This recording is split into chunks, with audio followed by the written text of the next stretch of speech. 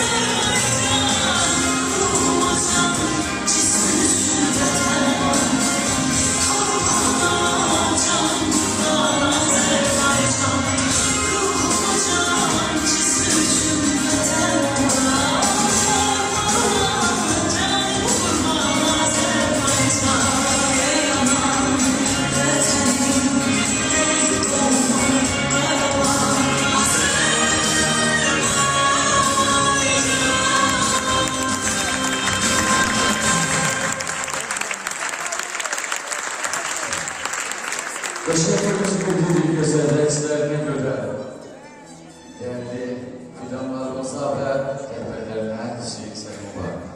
Mürakam olsun, sizindir yeniden bizim grup.